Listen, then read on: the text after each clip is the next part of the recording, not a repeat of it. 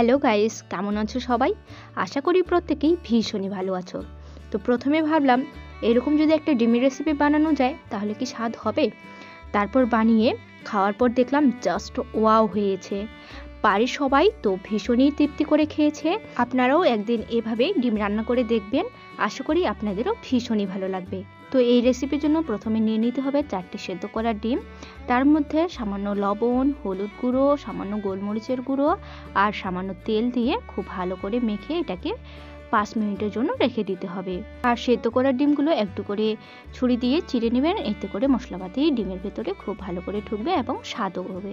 আর এই 5 মিনিটের মধ্যে এই স্পেশাল রেসিপির জন্য একটা স্পেশাল মশলা তৈরি করে নিতে হবে।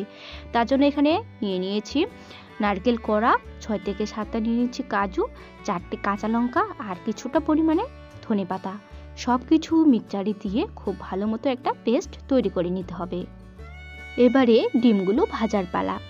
একদম হালকা করে আমি ডিমগুলোকে ভেজে নেব, এপিট ওপিট 2 মিনিট। আর আপনারা কিন্তু না চাইলে ডিমগুলো না ভেজেও সেদ্ধ ডিমগুলোই গ্রেভির মধ্যে ব্যবহার করতে পারেন, কিন্তু আমি এখানে হালকা করে একটু ভেজে নিচ্ছি, এতে কিন্তু ডিমের স্বাদটা আরও বেশি ভালো হবে। এপিট ওপিট 1 মিনিট করে 2 মিনিট ভাজলাম, এবার আমি তুলে নিচ্ছি।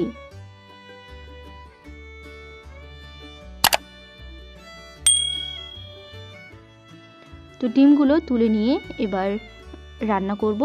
তার জন্য ফোড়নে দিচ্ছি একটা শুকনো লঙ্কা, গোটা গরম মশলা, 3টে এলাচ, 3টে লবঙ্গ আর 1 টুকরো দারচিনি, আর দিচ্ছি গোটা জিরে ফোড়ন। ফোড়নটাকে হালকা করে ভেজে নেব, নিয়ে এর মধ্যে দিয়ে দেব একবারে কুচি কুচি করে কেটে রাখা পেঁয়াজ। পেঁয়াজটা কিন্তু খুব ভালো মতো সরু সরু করে কেটে নিতে হবে এই রেসিপির জন্য। তো পেঁয়াজটাকে খুব বেশি ভাজবো না, হালকা করে ভেজে নেব। আর এর মধ্যেই আমি দিয়ে দিচ্ছি স্বাদ মতো লবণ আর হলুদ গুঁড়ো। লবণ দিলে যেহেতু পেঁয়াজ খুব তাড়াতাড়ি ভাজা যায়, তার জন্য এখনই আমি পরিমাণ মতো লবণটা দিয়ে দিলাম। তো পেঁয়াজটা হালকা ভাজা হয়ে গেলে এবার আমি যে মশলাটা তৈরি করে রেখেছিলাম, স্পেশাল মশলা নারকেল কোড়া, ধনেপাতা, কাঁচা লঙ্কা এবং কাজু দিয়ে সেই মশলাটা দিয়ে দিলাম। দিয়ে এবার খুব ভালো মতো পেঁয়াজ, লবণ আর হলুদ গুঁড়োর সঙ্গে খুব ভালো মতো কষে নিচ্ছি। তো প্রায় 4 থেকে 5 মিনিট আমি কষে নিয়েছি। দেখুন মশলার সাইড থেকে কিন্তু তেল ছেড়ে যাচ্ছে, এটা কিন্তু কষানো হয়ে গেছে। এবার এর মধ্যে অ্যাড করে দিচ্ছি সামান্য পরিমাণে গরম জল। তো আপনারা গ্রেভি কতটা রাখবেন সেই অনুযায়ী জলটা ব্যবহার করবেন।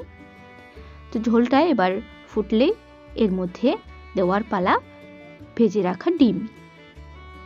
ডিম দিয়ে আমি আবারও 2 থেকে 3 মিনিট রান্নাটাকে ফুটিয়ে নেব। 3 মিনিট রান্নাটা করে নেওয়ার পর এবার সবশেষে অ্যাড করে দেব সামান্য পরিমাণে কসুরি মেথি। রান্না আমাদের একদম কমপ্লিট। এবার গরম গরম নামিয়ে নিয়েই সার্ভ করব।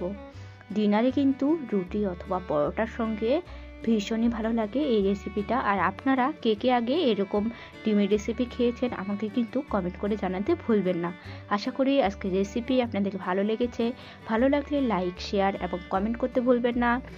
আমার চ্যানেলে নতুন বন্ধু হয়ে থাকলে অবশ্যই চ্যানেলটি সাবস্ক্রাইব করে বেল নোটিফিকেশনটি অন করে দেবেন আমার এরকম নিত্য নতুন রেসিপি আপনার ফোনে সবার প্রথমে দেখার জন্য। ভালো থাকবেন, সুস্থ থাকবেন, ধন্যবাদ।